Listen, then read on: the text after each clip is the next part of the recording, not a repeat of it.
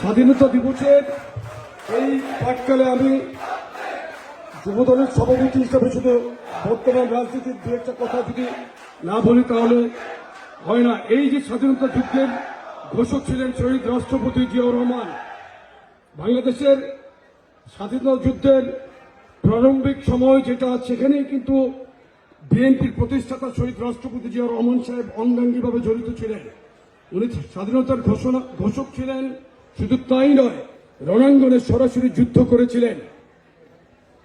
আজকে ৭১-এর স্বাধীনতা যুদ্ধের যেই সোল এজেন্সি বাংলাদেশে আওয়ামী লীগ নেওয়ার চেষ্টা করেছিল, সেটা বাংলাদেশের মানুষ কিন্তু পছন্দ করে নাই। এটা বাংলাদেশের মানুষ কখনোই পছন্দ করে নাই, কারণ সর্বস্তরের জনগণ যখন মুক্তিযুদ্ধে অংশগ্রহণ করল, শহীদ রাষ্ট্রপতি জিয়াউর রহমানের স্বাধীনতার ঘোষণার মাধ্যমে যখন মানুষ উজ্জীবিত হলো, তখন কিন্তু এটা একটা সার্বজনীন যুদ্ধে মানুষের যে আকাঙ্ক্ষা কিন্তু বাস্তবের দিকে পরিণতি লাভ করলো যুদ্ধের মাধ্যমে। এবারে কিন্তু আরেকটা সাবজেক্ট চলে আসতো, যে ২৪-এর গণঅভ্যুত্থান, জুলাই আগস্টে। এই যে জুলাই আগস্টের গণঅভ্যুত্থানকে যারা আজকে নিজের পকেটে নেওয়ার চেষ্টা করছে, এটাও কিন্তু সাধারণ মানুষ পছন্দ করছেন না।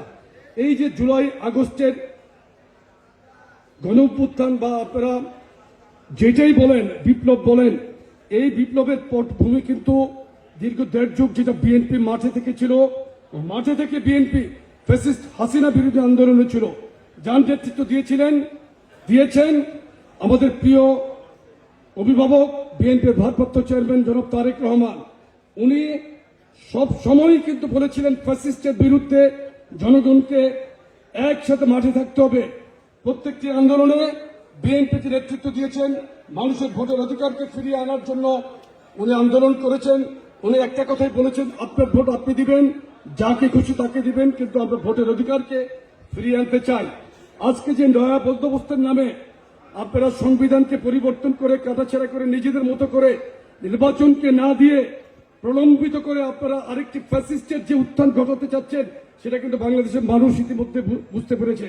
আমরা এই নয়া বন্দোবস্তের বিরুদ্ধে কিন্তু জনগণকে আমরা বলছি, আমরা এই সরকারকে বলবো অবিলম্বে নির্বাচন দিন, মানুষের ভোটের অধিকারকে ফিরিয়ে দিন। একটি রাজনৈতিক সরকারই পারে মানুষের সঠিক সমাধানে নিজেকে উজাড় করে দিতে। সেই লক্ষ্যে ইতিমধ্যে মানুষ বিএনপির উপর বিশ্বাস স্থাপন করেছে। বিএনপি পারবে ইনশাল্লাহ বাংলাদেশের মানুষের সমস্যার সমাধান করতে। 18 কোটি মানুষকে ঐক্যবদ্ধ করার জন্য বিএনপির ভারপ্রাপ্ত চেয়ারম্যান যে আন্দোলন করছেন, বাংলাদেশের মানুষ সেই আন্দোলনে একীভূত হয়ে গিয়েছে ইতিমধ্যে। আমি আপনাদের সকলকে ধন্যবাদ জানিয়ে স্বাধীনতার এই প্রাক্কালে আবারও বাংলাদেশের গণতন্ত্রকে ফিরিয়ে আনার লক্ষ্যে আমি একটি দ্ব্যর্থহীন ভাষায় বলতে চাই, যুবদল বিএনপির সবচাইতে বৃহৎ অঙ্গ সংগঠন। অতীতের মতো আগামীতেও আমরা গণতন্ত্র সঠিক ঠিকানায় না পৌঁছা পর্যন্ত রাজপথে থাকবো, এই কমিটমেন্ট আমরা আপনাদের সামনে করছি। ধন্যবাদ সকলকে। শহীদ রাষ্ট্রপতি জিয়াউর রহমান অমর হোক, দেশ নেত্রী বেগম খালেদা জিয়া জিন্দাবাদ। বাংলাদেশের সকল শহীদদের প্রতি শ্রদ্ধা জানিয়ে আমি আমার বক্তব্য শেষ করছি। বাংলাদেশের 18 কোটি মানুষকে ঐক্যবদ্ধ করার আন্দোলনে যিনি নেতৃত্ব দিচ্ছেন, আমাদের প্রিয় জনাব তারেক রহমান জিন্দাবাদ। সকলকে ধন্যবাদ।